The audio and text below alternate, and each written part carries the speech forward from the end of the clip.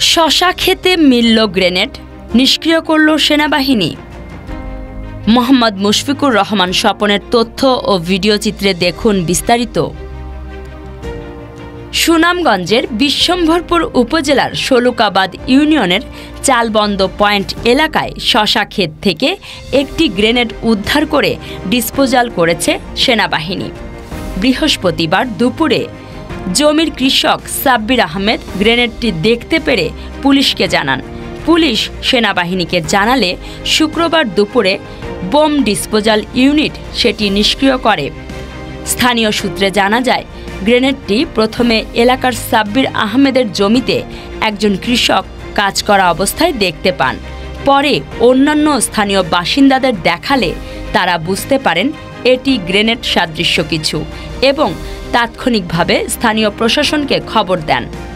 খবর পেয়ে পুলিশ ঘটনাস্থলে আসে এবং সেনাবাহিনীর বোম ডিসপোজাল ইউনিটকে খবর দেয়।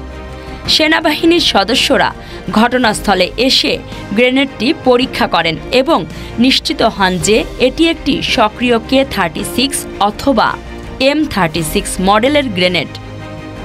এরপর তারা নিরাপদ দূরত্বে গ্রেনেডটি নিয়ে যান এবং তা নিষ্ক্রিয় করেন। বিশ্বম্ভরপুর থানার অফিসার ইনচার্জ মোহাম্মদ মুখলেসুর রহমান বলেন, স্থানীয় কৃষক সাব্বির আহমেদের শশা খেতে গ্রেনেডটি দেখে আমাদেরকে খবর দেন। আমরা ঊর্ধ্বতন কর্তৃপক্ষকে জানিয়ে শান্তিগঞ্জ সেনাবাহিনীর অধিনায়ককে অবগত করি। তারা শুক্রবার এসে গ্রেনেডটি নিষ্ক্রিয় করেন। শান্তিগঞ্জ সেনাবাহিনীর ক্যাম্পের ইনচার্জ লেফটেন্যান্ট কর্নেল আল হুসাইন বলেন, এটি K36 অথবা M36 মডেলের একটি সক্রিয় গ্রেনেড।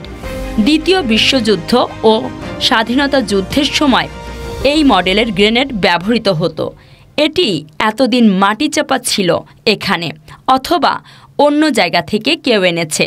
পুলিশ আমাদের জানানোর পর বোম ডিসপোজাল ইউনিট সফলভাবে গ্রেনেডটি নিষ্ক্রিয় করেছে। আমি গতকাল আনুমানিক 11:30-12টার দিকে আমি একটা মোবাইল ফোনের মাধ্যমে জানতে পারি যে বিশ্বম্ভরপুর থানাধীন 1 নং শলুকাবাদ ইউনিয়নস্থ চালবন শাকিনে সাব্বিরের মরিচ খেতে একটা গ্রেনেড সদৃশ্য একটা বস্তু দেখা যায়। পরবর্তীতে আমাকে ফোন দেওয়ার পরে আমি সাথে সাথে SI মতিয়ার সঙ্গে পরশু আমি ওইখানে প্রেরণ করি। ওনারা ঘটনাস্থলে আসেন। ঘটনাস্থলে আসে সাদৃশ্য বস্তুটি দেখতে পেয়ে আমাকে অবহিত করে। পরবর্তীতে এটা নিষ্পত্তির জন্য আমি আমার ঊর্ধ্বতন কর্তৃপক্ষকে জানাই। ঊর্ধ্বতন কর্তৃপক্ষের নির্দেশক্রমে পরবর্তীতে আমি আর্মি ক্যাম্প, শান্তিগঞ্জ আর্মি ক্যাম্পে অধিনায়ক বরাবর একটা চিঠি দেই যে এটা নিষ্পত্তির প্রয়োজন। সে তৎপ্রেক্ষিতে ওনারা আমাদেরকে সাথে সাথে রেসপন্স করে এবং বিগত বলে গেছেন যে বৈরী আবহাওয়া অথবা সন্ধ্যা হয়ে যাওয়ার কারণে গতকাল এটা করা সম্ভব হয় নাই। আজকে ওনারা এসেছেন এবং এটা ডিসপোজাল করেছেন এবং এটা বিস্ফোরিত হয়েছে। ধন্যবাদ।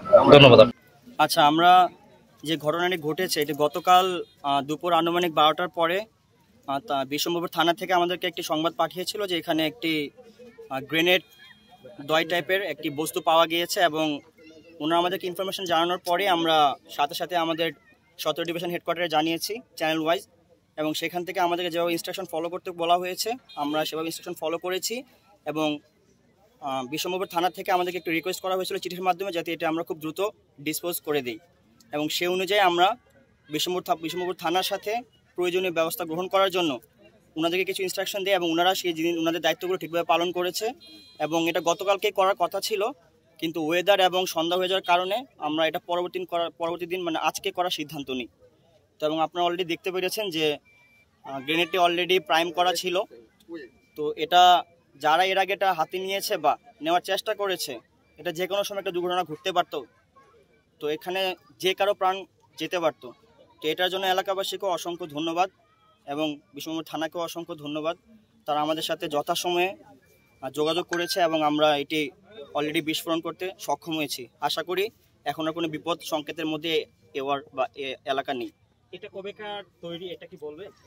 এটা আমরা যতটুকু দেখেছি এটা মডেলটা হলো K36 অথবা M36।